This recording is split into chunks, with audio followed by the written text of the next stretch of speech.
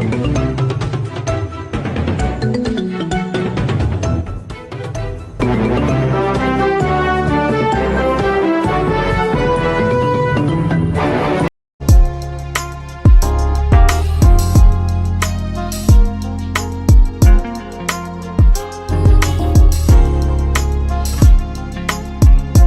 welcome back to my channel. It's your boy Tusi, you know the vibes, you know what time it is. Welcome back. This is the Shane Eagle review, AKiRA. It's his third studio album. So yeah, the album houses 14 tracks. Basically, it's featuring a lot of lead producers, man. Like your Business Boy is a producer that actually worked with Black on East Atlanta. Love Letter. He also worked on Dreamville's Revenge of the Dreamers, and then you have Jalil Beats as well. He produced Hot Nigga or Amen by McMail, my boss as well, and Last Boy Wave, who actually worked on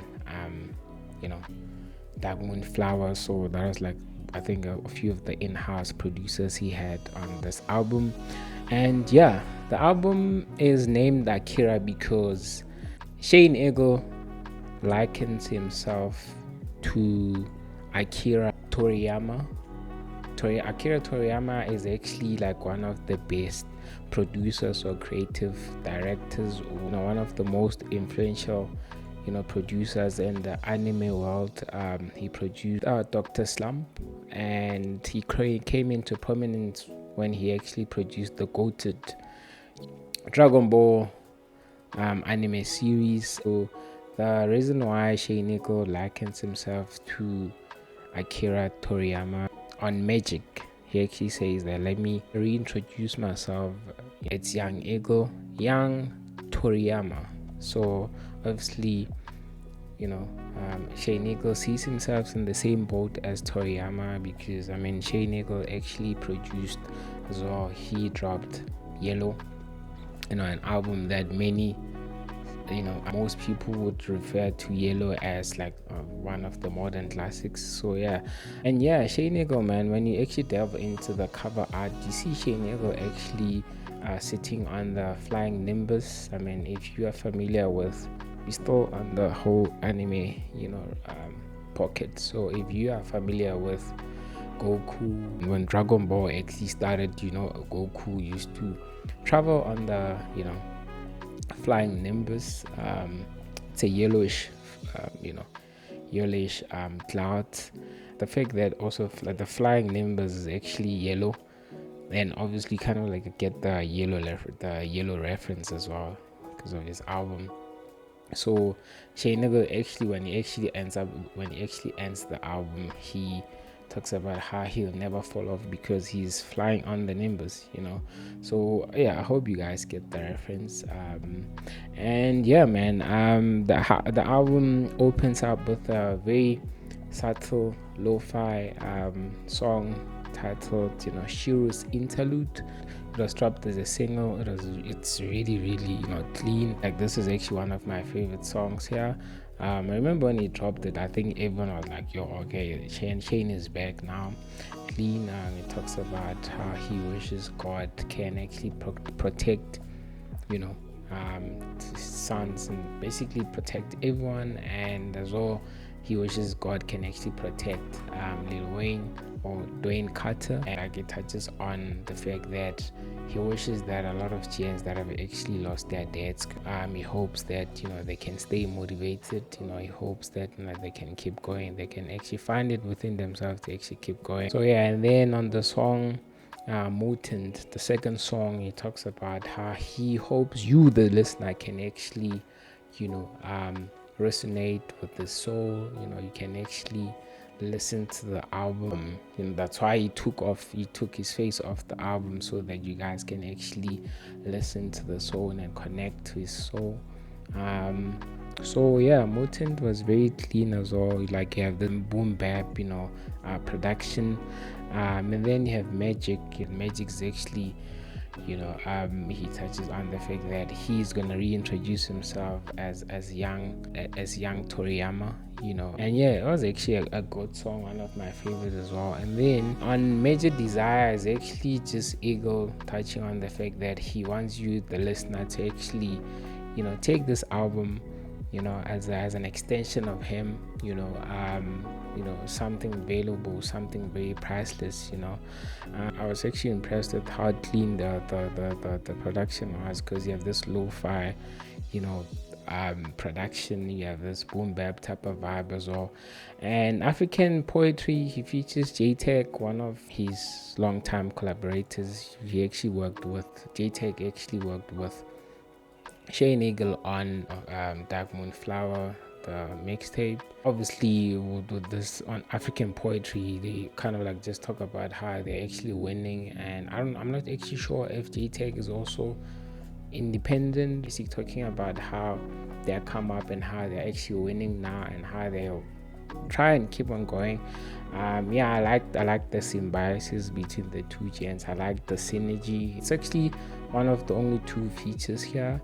And Ali and African poetry is basically, Shay Nigga also just, he actually likens himself to Muhammad Ali, so he basically calls himself the GOAT. I mean, Muhammad Ali is sort of like revered as like the GOAT of boxing. Eagle's basically just talking about how great he is and how he's the greatest. But obviously as well on Ali talks about dealing with grief, dealing with trauma, and the fact that he was born in the slums. I mean, he's from Rugby Ridge, so I don't know how that looks. I've never been to Rugby Ridge, but I'd like to believe that it's not like a good environment to grow up in. And Healing and Rise basically still talks about trauma and, basically the fact that he lost his dad. He touches on, the loss of his father. And yeah, as well, with Rise as well, he basically talks about how he's more, concerned with cleansing people's souls than stats. I mean, if you look at like right now, on Twitter or just everywhere, like most people now actually care more about the stats, or like how many sales or how many streams your album will likely sell or is or has sold. So Shane Eagle actually says that I don't give a fuck about that. I'm more concerned with actually touching people's souls. I think Krypton actually has the potential to be a hit. I can actually, just the up tempo and the beat was kind of like really catchy as well. Shout out to Jalil Beats, and basically Shane Eagle talks about how he used to bump, Jalil's beats at his dad's crib. So now the fact that he actually has Jalil producing for him, it's actually a wholesome moment for him, And from like track number 9, Cash Money, a little more, Over Easy, Honesty, Real Love, and Are You Alright are literally just my favorite. Like, so I actually start the album from like Cash Money, then because I just feel like it sounds better that way. And Over Easy talks about how he doesn't want people to actually compare him to the old him, because he's a butterfly now. I mean, but to be honest, you always be compared to your best work. I mean, you look at Nas has always been compared to, like, all his new work is always compared to his first album, Medic. So I mean, people, because they consider that album classic. So I mean, a lot of people also consider Yellow like the classic. So I mean, I don't think you're gonna win that, bro. Like, but anyway, then Honesty, oh my god, bro, like the beat is just so amazing, bro. But I feel like as well, like the latter part of the album was a bit underwhelming in terms of like how he was rapping. I just didn't like his delivery. His cadence was a bit more monotonous as well. The rapping could have been better.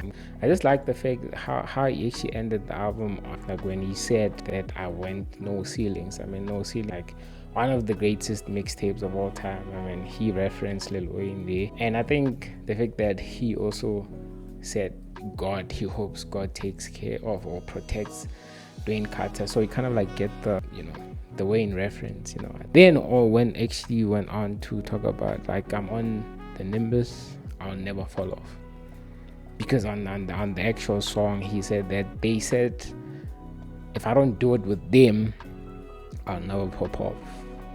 And I mean, to be fair, dog, like you hardly ever see him working with like South African gents. I mean, I get it, so but yeah, I mean, at the end of the day, dog, Shane Eagle has his right. It's his own right to actually not work with South African gents. But yeah, overall, dog, I think the album, for me, the album is a strong 7.5. It's way better than Green. Obviously, the Sonics were really clean. For me, dog, Shane Eagle, dog, like if you're watching this, thank you for a beautiful album, bro. I just hope that we drop more visuals now. Like, bro, honestly, real love, little more. Bro, come on. We need more visuals, dog. And please, dog, come on. Do interviews, dog. The sobering gens are there. But I'm actually going to check out your YFM interview. I think you did an interview before you dropped the album, sort of like as a promo or something. But yeah, other than that, thank you guys for watching, man. Shout out.